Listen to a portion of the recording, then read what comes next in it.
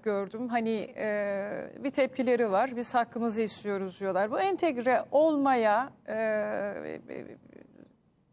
yani haleti ruhi olarak hazır değiller değil mi? Siz nasıl okuyorsunuz?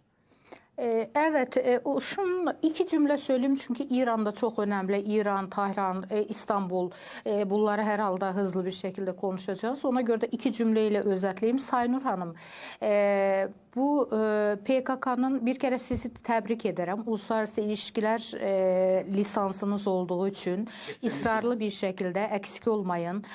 Öngörüyle bu Suriye'deki PKK'ya hakkını ve ismini vererek her zaman Suriye PKK'sı dediniz. Bunu farklı isimlerle isimlendirenler oldu. Doğrusu Suriye PKK'sıdır.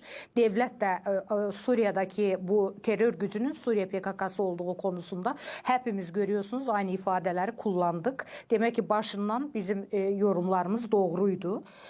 Başka yere oturtmaya çalışanlar oldu. Bir. İki, şunu size söyleyeceğim. O kadar çok yalan söylediler ki, o kadar yüksek vaatler verdiler ki insanları yalan söyleyerek, hoş gelecek vaat ederek, işte bir devlet kuracakları vaadiyle aldatarak her türlü maddi sıkıntılara maruz bıraktılar. Bakın oysa vizyonları bu güzel dünyada Allah bize yeryüzünde yaşamayı nasip etmişken yerin altında handekler kazarak yerin altındaki şehirlere yatırımlar yaptılar ve bugün hakkını, hukukunu savunduğunu iddia ettikleri kendi soydaşlarını en zor koşullarla yaşattılar.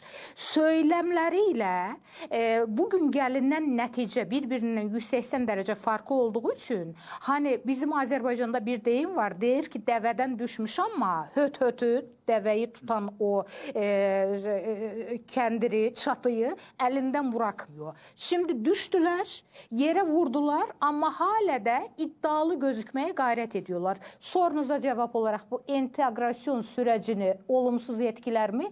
Kesinlikle etkiler. Zaten bu sürecin sağlıklı bir şekilde ilerleyebilmemesinin de nedeni budur. Yani utopik hayaller peşinde koşarak, buradan da ceplerini doldurarak, farklı ticaretler, yasa dışı, kara para aklama, esrar, eroin, her şey, her türlü kötü şeyi gerçekleştirmiş bir azılı terör örgütü, öbür taraftan da bu terör örgütünün tamamen farklı vaatlerle aldattığı bir halkı ve kitlesi var. İşte onun için durumu kurtarmaya çalışıyorlar ve ona göre de bu iddialarından vazgeçmemekte ısrar ediyorlar. Bu da sürecin önünde çok ciddi bir set olarak, bir mani olarak durmaya devam ediyor.